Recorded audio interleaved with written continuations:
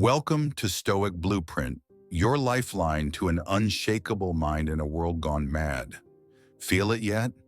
That gnawing buzz of anxiety clawing at your chest, deadlines screaming, notifications drowning you, life yanking you a million ways till you're lost in a storm of doubt. Maybe it's a gut punch, a job gone, a love shattered, a diagnosis that stops you cold. Or maybe it's the slow bleed, the grind that leaves you hollow, reactive, running on fumes. You chase fixes, scrolling XC till your eyes burn, chasing trends that promise peace, but the chaos just roars louder. What if I told you the real answer isn't new? What if the ultimate blueprint to silence the noise was forged 2,000 years ago in a crucible of crisis we can barely fathom? Meet Marcus Aurelius, Roman Emperor from 161 to 180 AD. Don't picture silk robes and golden feasts. This guy's life was a battlefield. Endless wars tearing at the empire's edges, the Antonine Plague ripping through cities, corpses piling up. Some say a quarter of his people gone. Betrayal from his inner circle, dagger sharp. Personal grief that had crushed anyone. Losing child after child, his wife's coffin sealed. Imagine it, an empire crumbling, death everywhere, and this man at the helm, ink in hand, scribbling not for fame, but survival. That's Meditations, his private war journal, raw as hell. A Stoic's guide to staying sane when the world's on fire. How does a guy shoulder that and still rule with clarity? Still breathe wisdom into words we clutch today? That's what Stoic Blueprint is here to crack open. Today, we're pulling 5 brutal, beautiful secrets from Marcus's code. Practical moves you can use right now to kill overwhelm, sharpen your focus, and forge a mind no storm can touch. This isn't theory, it's a lifeline. Stick with me to the end, because these could rewrite how you face every damn day. If that hits you, smash that like button and subscribe to Stoic Blueprint.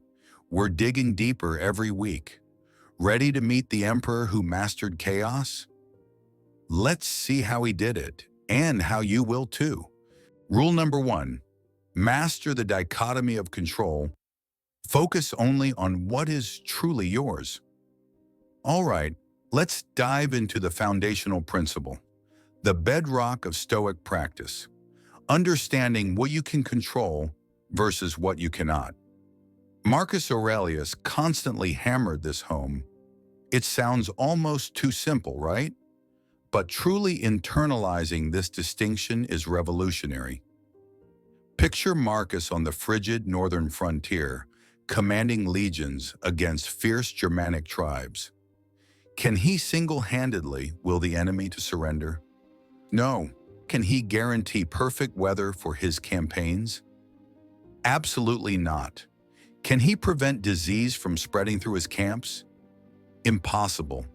These things are external, subject to fate, fortune, or the actions of others.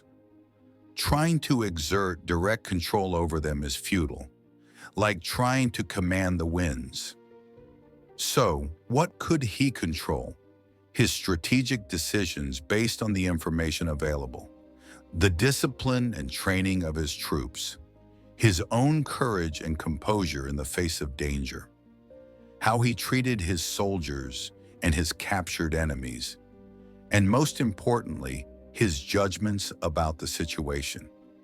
He could choose not to see hardship as an unbearable evil, but as a test of character, an opportunity to practice virtue. Now bring this into your world. You're stuck in a massive traffic jam. Can you magically clear the road? No. Can you force other drivers to be courteous? No. Raging, honking, stressing, that only poisons your inner state and achieves nothing. What can you control? Your breath, the music you listen to, the podcasts you learn from. Your decision to remain calm instead of letting cortisol flood your system. Your choice to perhaps use the time for contemplation or even just acceptance. Think about social media. You post something and someone leaves a nasty comment. Can you control their opinion or their impulse to be cruel? No. You're obsessing over it, arguing endlessly, letting it ruin your day. That's giving your power away. What can you control? Your response or non-response. Your decision to block them. Your understanding that their comment reflects their issues, not your inherent worth. Your focus on the positive interactions or the purpose behind your post. Marcus wrote, "You have power over your mind, not outside events. Realize this, and you will find strength." This isn't passive resignation, it's strategic allocation of energy. Stop wasting your precious mental and emotional resources fighting battles you cannot win. Pour that energy into the domain where you are sovereign. Your thoughts, your judgments, your actions, your character. When you truly grasp this, anxiety begins to loosen its grip. You stop being a victim of circumstance and start becoming the architect of your inner world. Ask yourself constantly, is this mine to control or not? If not, let it go. If yes, get to work. Rule number 2, embrace your duty, stop complaining, start acting. Okay, you've started distinguishing what's in your control. What's next? Action, specifically embracing your duty. Now, duty might sound stern or old-fashioned, but for Marcus Aurelius and the Stoics, it was about fulfilling your potential as a rational social being. It was about contribution, not complaint. We all know the trap. Things go wrong, life feels unfair, and the easiest path is to complain, to blame others, to lament our misfortune. It can even feel temporarily satisfying, like venting pressure. But Marcus saw this as a profound waste of time and a dereliction of our human capacity for reason and action. He famously wrote in Meditations, almost certainly penned during a cold, dark morning on campaign. At dawn, when you have trouble getting out of bed, tell yourself, I have to go to work as a human being. What do I have to complain of if I'm going to do what I was born for, the things I was brought into the world to do? Or is this what I was created for, to huddle under the blankets and stay warm? He wasn't just talking about his imperial duties. He was talking about the fundamental duty to engage with life rationally, purposefully, and constructively. For us, this means shifting from a passive, why me, mindset to an active, what now, approach. Are you unhappy in your job? Complaining endlessly to friends or online might offer temporary relief, but it doesn't change your reality. Embracing your duty here means taking controllable actions, updating your skills, networking proactively, researching new opportunities, improving your performance in your current role, or even just adjusting your attitude to find value where you are. Feeling unhealthy or unfit. Lamenting your genetics or lack of time achieves nothing. The Stoic approach is to identify the controllable actions, scheduling short workouts, making one healthier food choice at a time, getting enough sleep. It's about progress, not perfection. Small actions, consistently applied, compound over time. Marcus urged, waste no more time arguing about what a good man should be. Be one. This is a powerful call to embody your values through action, not just talk. Complaining keeps you stuck in the problem. Action moves you towards the solution. It builds self-respect and momentum. Even the smallest step forward breaks the inertia of helplessness. So the next time you find yourself spiraling into complaint, ask, what is one small, controllable action I can take right now to move forward, even fractionally? If these first two principles are already resonating with you, if you're starting to see how this ancient wisdom can be a powerful blueprint for your modern life, do me a small favor and hit that like button below. It really helps the channel reach more people who might need this message. And if you haven't already, consider subscribing to Stoic Blueprint for more deep dives into practical philosophy for a stronger mind. We're building a community here focused on resilience and growth. Okay, let's get to the third crucial secret. Rule number 3, govern your reactions. Don't be a slave to impulse. Life will provoke you. People will be unfair. Technology will fail. Plans will crumble. Setbacks, insults, disappointments, they are guaranteed. Our immediate raw emotional responses, that flash of anger, the wave of fear, the sting of hurt, are natural, almost physiological. But Marcus Aurelius teaches us that the real damage often comes not from the event itself, but from our uncontrolled reaction to it. He stated, choose not to be harmed, and you won't feel harmed. Don't feel harmed, and you haven't been. This sounds radical, almost dismissive of pain, but he's pointing to a profound psychological truth. While we might not control the first flicker of emotion, we do have agency over the judgment we attach to the event and the subsequent actions we take. Imagine someone cuts you off in traffic. The initial jolt of adrenaline is involuntary, but the choice to lean on the horn, shout obscenities, tailgate them aggressively, and let it ruin your mood for the next hour, that is a reaction you govern. That reaction harms you far more than the initial event. It elevates your stress, clouds your judgment, and wastes your energy. Consider receiving harsh criticism at work. The initial defensiveness or hurt might be automatic, but the choice to spiral into self-pity, lash out at the critic, or shut down completely, that's where Stoic practice intervenes. Marcus would advise pausing. Examine the criticism objectively. Is there any truth in it? Can I learn from it? Even if it's entirely unfair, is letting my reaction consume me productive? Can I choose a response that maintains my dignity and composure? This isn't about suppressing emotions or becoming a robot. It's about creating a crucial space between stimulus and response. Viktor Frankl, a psychiatrist and Holocaust survivor deeply influenced by Stoicism, echoed this perfectly. Between stimulus and response, there is a space. In that space is our power to choose our response. In our response lies our growth and our freedom. How do you cultivate this space?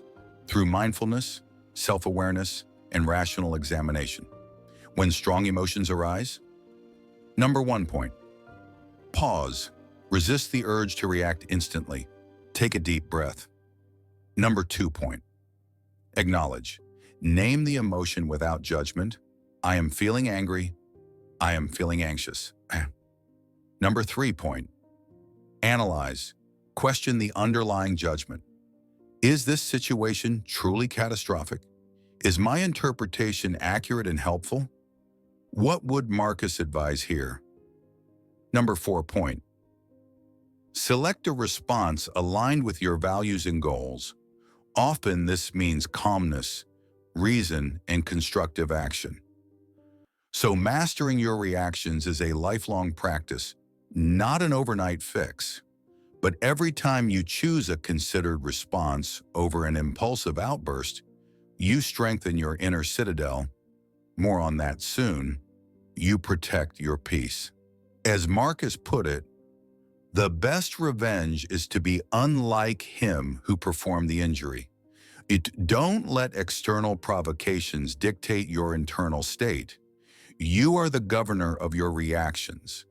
Rule number 4. Adopt the view from above. Gain cosmic perspective. When we're stuck in the middle of a problem, it can feel enormous, all-consuming. Our anxieties, our failures, our heartbreaks can seem like the most important things in the universe. Marcus Aurelius had a powerful technique to counter this tunnel vision. Plato's view, or the view from above. He would practice mentally zooming out. Imagine floating up, looking down first at yourself, then your house, your city. Keep rising, see your country, the continent, the entire earth, a beautiful swirling blue marble suspended in the blackness of space. See it hanging there, fragile and interconnected. Then zoom further out, past the moon, the planets, into the vast star-dusted expanse of the Milky Way galaxy, just one among billions. Now zoom out not just in space, but in time. Contemplate the immense sweep of history, the countless generations that came before you, lived, loved, struggled, and vanished. The empires that rose and fell, Egypt, Babylon, Rome itself. Think of the billions who will come after you, facing their own challenges long after you and your current problems are forgotten dust. What's the point of this exercise? Is it to make you feel insignificant and depressed? Absolutely not. The purpose is multifaceted. Number 1 is perspective. It shrinks your current problems down to a manageable size. That looming deadline, that embarrassing mistake, that social snub, seen against the backdrop of cosmic immensity and historical sweep, they lose their suffocating power. Number 2 is humility. It counters ego.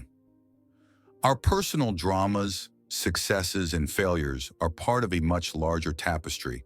It helps us think lightly of ourselves, as Musashi, another figure we could explore on Stoic Blueprint, advised. Number 3 is interconnectedness. It reminds us we are part of something vast and shared. The human condition, the natural world, the universe itself. This can foster empathy and reduce feelings of isolation. Number 4 is impermanence. It highlights the transient nature of all things, including our troubles. This too shall pass. Marcus constantly reminded himself of this.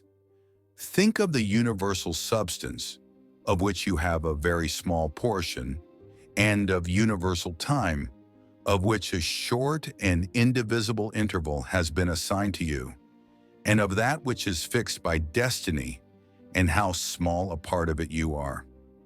When you feel overwhelmed, try this. Close your eyes, take a few breaths, and take the view from above. See your situation within the grand scale of things. Often, this shift in perspective alone can bring a profound sense of calm and clarity. It detaches you from the immediacy of panic and allows reason to re-engage. Rule number 5. Build your inner citadel. Virtue is your unshakable fortress. So you're focusing on what you control, acting with duty, mastering reactions, and gaining perspective. What ties this all together? What provides the ultimate refuge when external storms inevitably hit? Marcus Aurelius calls it the inner citadel, your fortress of the mind, built not with stone, but with character. External things are inherently unstable. Your health can fail, your wealth can vanish, people you love can leave or betray you. Your reputation can be unfairly tarnished. If your happiness and sense of security are solely dependent on these external factors, you are building your house on sand. When the storms come, and they will come, you'll be swept away. The inner citadel, however, is built on internal foundations. Your principles, your reason, your integrity, and crucially, the Stoic virtues are, number 1, wisdom. The ability to discern truth from falsehood, to understand what is truly good, bad, or indifferent, like health, wealth, preferred, but not essential for virtue. Number 2, justice period. Treating others fairly and with kindness, understanding our social nature and obligations. Number 3, courage. Not just physical bravery, but moral courage. Facing truth, enduring hardship, acting virtuously even when difficult or unpopular. Number 4, temperance. Mastering desires and impulses, finding balance, avoiding excess. These virtues are entirely within your control. No external event can force you to be unwise, unjust, cowardly, or intemperate unless you consent to it with your judgment. Your boss can fire you, but they cannot force you to abandon your integrity. Illness can weaken your body, but it cannot destroy your courage unless you let despair take over your mind. Marcus affirmed, "Nowhere can man find a quieter or more untroubled retreat than in his own soul." When chaos erupts outside, you can retreat into this inner fortress. You examine the situation using reason. You remind yourself of your principles. You choose a virtuous response. This doesn't mean you won't feel pain or sadness. The Stoics were not unfeeling, but it means these feelings won't overwhelm your capacity to act rightly and maintain your inner equilibrium. Building this citadel takes conscious daily effort. Every time you choose patience over anger, honesty over deceit, courage over avoidance, reason over panic, you are laying another stone in its walls. It's the ultimate source of resilience because it depends on nothing outside of yourself. Your character is your refuge. The Stoics believed that living virtuously in accordance with reason and nature was itself the highest good and sufficient for eudaimonia, a deep, enduring state of human flourishing, independent of fortune's whims. So there you have it. 5 powerful secrets from the Stoic Blueprint of Marcus Aurelius, a Roman emperor's guide to conquering chaos, as relevant today as it was 2 millennia ago. Master the dichotomy of control. Focus your energy only on what is truly yours, your thoughts and actions. Embrace your duty. Replace complaint with constructive action, however small. Govern your reactions. Create space between stimulus and response. Choose reason over impulse. Adopt the view from above. Gain perspective to shrink anxieties and foster humility. Build your inner citadel.